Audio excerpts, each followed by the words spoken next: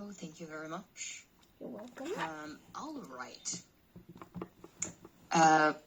This is See the Paradox. A fiction lets you risk everything safely. Pretty interesting statement here. And what is the paradox we're supposed to see? I suppose it's this. Yeah, I suppose the paradox we're supposed to see is this man. Okay. This man and his McDonald's. Okay, and what is the paradox there? Like, oh, I get it. The paradox is like, what if he gets fired or something? Okay. It's actually in this story here. It says, for example, what would happen if you borrowed money to open a restaurant, but nobody came to your restaurant and you couldn't pay back the money? You would have to sell your house, your shoes, and even your socks in order to pay back the money you borrowed, right? You might end up sleeping naked on the street! Exclamation point. Also, if somebody ate in your restaurant and got very sick, you would be to blame, and you could end up in jail. Oh, no. So, people were afraid to open restaurants or to start all kinds of businesses. Why take such big risks? If I have so many things to be scared of, why should I open a restaurant? Because if you make a corporation, then basically the corporation takes all the blame, and it will have to repay the money. It will pay back the money. It will take the blame. It will do everything for you. And plus, I just got a watch on my hand, and it's Harry Potter. Oh. It's Harry Potter's headlock. Nice, that's so cool. I want one. Oh, I love the color. That's so beautiful. Thanks. I can't believe that okay, it's no. so. It has already been so long, and the clock is still right on time. Well, usually these clocks, their batteries are very good. Oh. If the watch is good, the batteries are supposed to be. What I want to say, wristwatches usually have long-lasting batteries. Okay. Okay, basically you knowing this story gives you the power to already become an adult, because you know that everything is just a big play that is going on and that we all participate in, essentially. So how do you feel about that? Does that change your view of the adult world? Well, not quite. I actually already know that. I actually knew that already. Before this class even started, because I actually looked at this before. So yeah, and besides, when I was reading the actual Unstoppable Us, I also already knew. So yeah. So I guess it kind of changed my perception of the adult world. Except it's actually perception of the adult world, and it's just way before this class, actually. Okay. I meant more in a way where adults just believe stories just like kids do, right? About Santa or fairy tales or whatever. We just have many things that are more serious involved, but still we just believe, let's say, bigger stories, right? Because there's many people involved in the same belief. Also, we have consequences. If some child stops believing in Santa, I mean, nothing happens, but if people start not believing in huge corporations and enterprises, the whole charade can start breaking down and falling apart, which no one wants to see happening. Me neither. Yeah. Basically, we've analyzed this successfully because you already read the story and you understand it very well. This says the invention that changed the world. What would that be?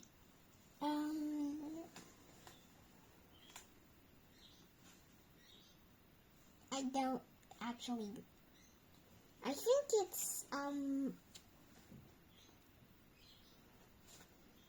it's the invention of storytelling changed the world. Okay, essentially yes.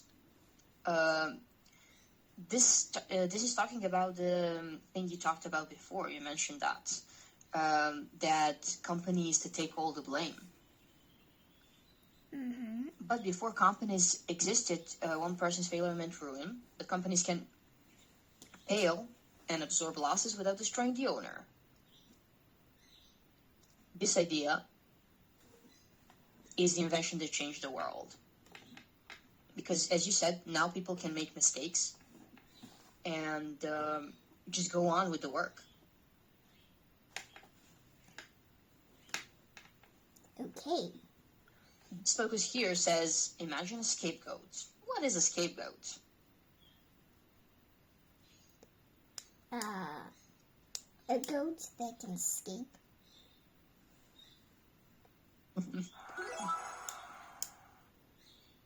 I want to say yes, just because it sounds so right, but not really. Okay. A scapegoat is a person who's blamed for something they didn't do. Oh. All right. Well, that helped me. I'm happy that did help you. Companies create this fake person that can take blame and lose money. This invented person shields real people from failing and, the ruin. And this helps you earn more money. Because if you have a imaginary person that can take the blame, I mean, you can never fail. Yeah. Well, that's actually pretty Is this a good epic. thing? I think this is a good thing. But it might be a bad thing if it will be a bad. And I mean, this is like a genius thing since you can't just go around blaming actual people for your problem, and that's also really rude, and you shouldn't do that. You shouldn't blame the dog for it. But what if the fake person is there? It's a fake person, right? Yeah. It's not a real one. And then everyone gets saved. Yay! No blaming each other. Such a miracle. Miracle fish. I mean, people did this out of greed, you know that? Oh. Well, then it's not a miracle, but it's still good. It is good if you want to earn lots of money. And fish. Yes. Yes. Without the corporation story, would you risk your house to open a restaurant? No. Okay, just no. Plain no. Yeah. Nope. Agreed. Okay, this says a lawyer's ritual creates something from nothing. Okay, what does this mean? What does this want to tell us? How can someone create something from nothing?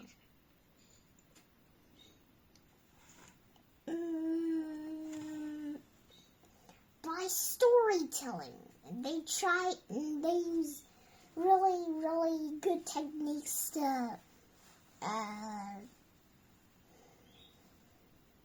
make people believe them. Like, for example, hey guys, what if there was this thing called McDonald's, and everybody went there to get Happy Meals, and I never really got one. For fact. Yeah, and then people would be like, hey, that's not such a bad idea. Okay, we're just pretending that if they didn't agree, then that person would just keep saying a lot of stuff that can make the other people believe him. So we're just not going to talk about that. Just literally straight good idea thing. And one of the persons said, hey, that's not such a bad idea. So they started believing in McDonald's. Maybe someday McDonald's was completely gone, and people would be like, hey, I just found out. There's no such thing as McDonald's. Let's move on to Dr. Donald's.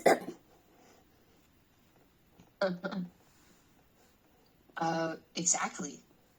And if you look at this picture here, this image, they are calling lawyers legal shamans. Or like modern shamans. Why? I don't know, because I don't know the meaning of shaman. Okay, so essentially a long time ago there were people that everyone believed had powers. They had powers to heal, and they had magic, some sort of magic, or some set of skills that was very well, and very, like, think of them like doctors, but more than doctors. They were more spiritual, right? They believed in the greater good, and they believed in the nature and the power of nature and the divine. But that was a long time ago. We no longer believe these people. Today we have lawyers. They use some documents, and they tell us, okay, these documents have the power to do this and this. If you put your signature in this document, this house is yours. If you sign this document, now this corporation exists. Now it's real because we have a document to prove it. We have a paper with your signature on it. But again, this is just something we choose to believe. It's not something that started existing when we started existing. It's something we made up. We made up literally papers and documents and everything else. However, we all seem to believe it. And if I see a lawyer's signature on a paper, I'll be like, okay, a lawyer signed that. That means it's probably very serious. So yeah, look at that. Now we have even more things to believe in, and this is how McDonald's started existing, and how all of these companies started existing. These huge corporations, they were all created in the same way. Bunch of lawyers and bunch of people that have money, well, they just signed some papers, and then this all came to life.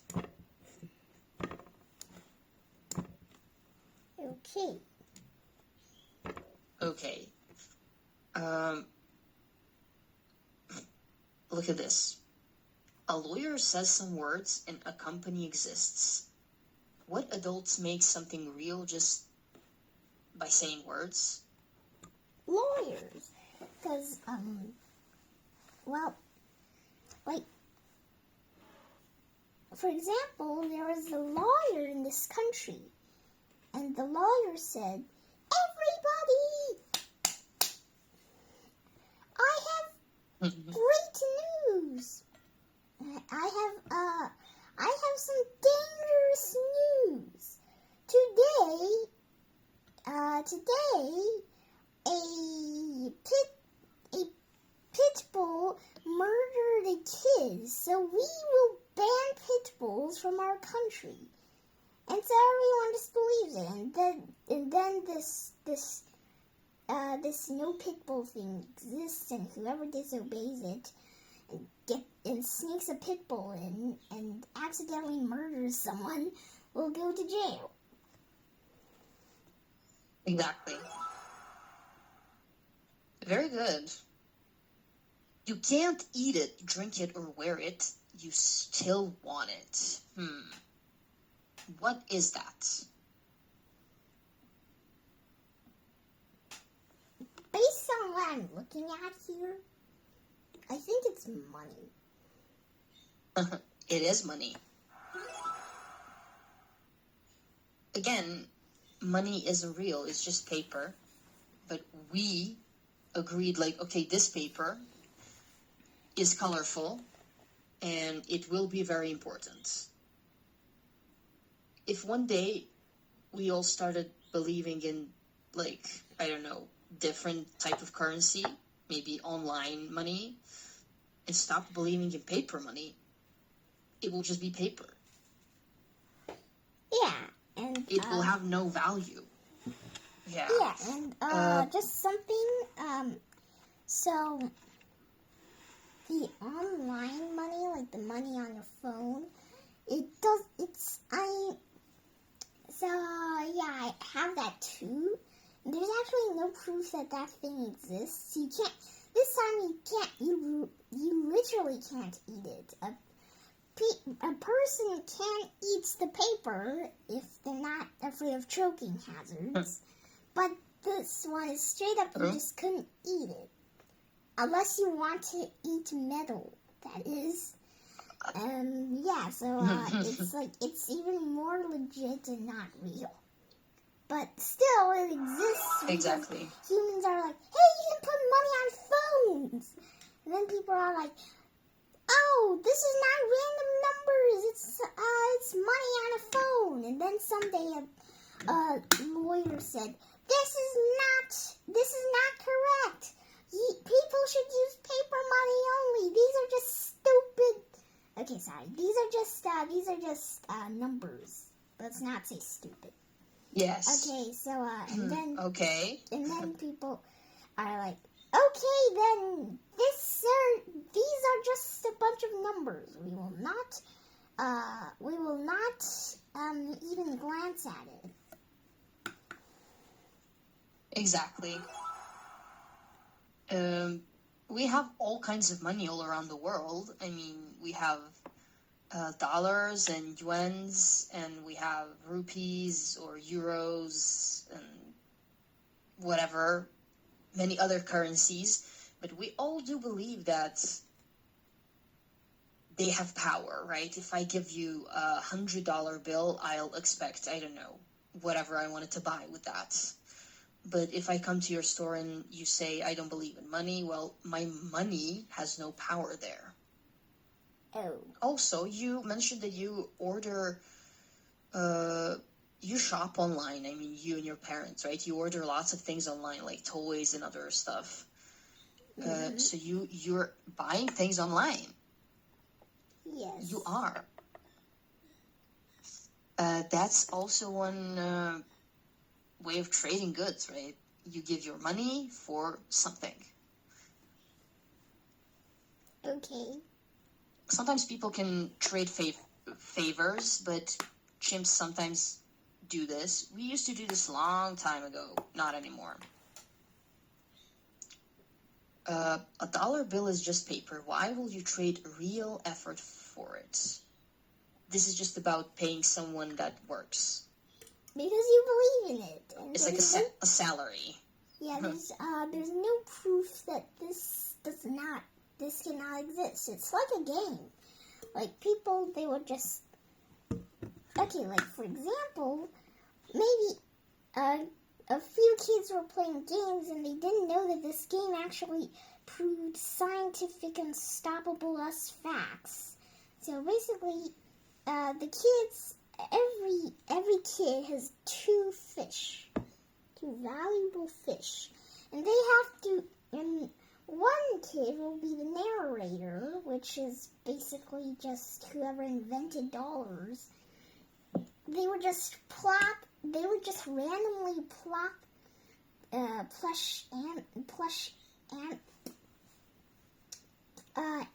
plushies on the floor, and basically the kids have to go find the animal plushies, and the animal plushies are basically like the stuff we want to buy. Anything actually. And then when a kid finds an animal plushie, they try to tame it, and they put a fish in front of it, and they pretend that their fish was eaten, and they cannot use this fish anymore, but they still have it. And then they would just take the plushie around and use it and stuff, and just use it like how their adults use money. Exactly. That's a very good story. And that is how we use money, essentially, yes. What this question asks is, a dollar bill is just paper. Why will you trade real effort for it? Well, because it has value. Yeah. And it's basically just a game. People like to play games. It is? No. Exactly. People like to play games. We love being involved in, like, one big game altogether. Very good. Thanks. This says bodies didn't change in the revolution, belief did. So we know this, right? We just, over time, started to believe different things. How did this happen? Well, I mean, this happened, I don't really know. Maybe one guy started to believe in stories, and they told their ancestors. Exactly. They told their kids, and their kids told their kids, and their kids told their kids, and their kids told their kids, and then later on, everyone is basically they basically all believe in stories. Yes. We have two very important things here. If you have, like, imagine this is like a long time ago, and we are in a period where we have a king, and this king says, I have magical power, and everyone around the king will obey, will say, yes, king, you do have magical powers, you're the greatest, you're the most powerful, we all believe you. So people started telling stories to sort of manipulate other people into obeying them and believing them. So not necessarily a good thing. What do you think? I don't think so, too. Okay, thank you for agreeing with me. But why do we believe in power? Because the more power you have, the more people will obey you, and they will do as you say. And basically, they still have this, I guess it's just about our ancestors. Maybe our ancestors once had a great king before, and now we all still have the natural feeling of making people obey each other. And actually, I heard that some people they really just got really into control for some reason. Yeah, some people they just like to control, and I don't like that. Yeah. Oh, I mean, nobody likes that. We have a very good example here, is the French Revolution. What do you know about it? Do you know anything? I didn't know anything before I looked at this. Okay, well, in France, a long time ago, people started believing that, there was this magical thing, that great power that God, or a pigeon. a pigeon that came down from the skies and brought this glass bottle, and people kind of believed it. And when they came to crown the new king, the priest first poured this sky oil on the king's head. However, French people got tired of these stories, and they kind of got up and just went against the king. They killed the king, and they broke the oil bottle, and they said, "We will not go to wars and die just because you said you are some God-chosen king." And they kill him. So yes, historians call this time the French Revolution. Wait. Let me get this clear. Did the king try to manipulate them by saying he is a chosen one?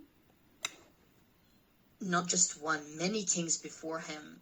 And people were, forced to believe in this. Because if they don't believe in this, they will get killed by the king. Exactly. Or suffer some other consequences. But yes, if people stop believing the king is magical, the king loses the power in an instant. And this French Revolution is very important because people stop believing in a story. And this tells you how a story can be very powerful. Because if you believe it, you go along. And if you don't, everything crashes. Oh. Yes. So the French people didn't change biologically, right? Just, it was their belief that collapsed. Yes. Good. We only have one more thing, and that's the last page here that we will discuss in our class next Friday. This has been fun, and I wish you a beautiful afternoon, and I'll see you next week. Okay, see you next week. Oh, by the way, I need some updates. So Yes. Tomorrow, the eye that I'm gonna put on poor little Blue here will arrive at our house, and tomorrow I will go to a indoor sports class, and we will do parkour with Ben. That sounds epic. Okay. That sounds very cool. You update me on that, okay? I love parkour. Okay. And stay safe, be safe, and enjoy. Okay, see you. See you, bye. See you.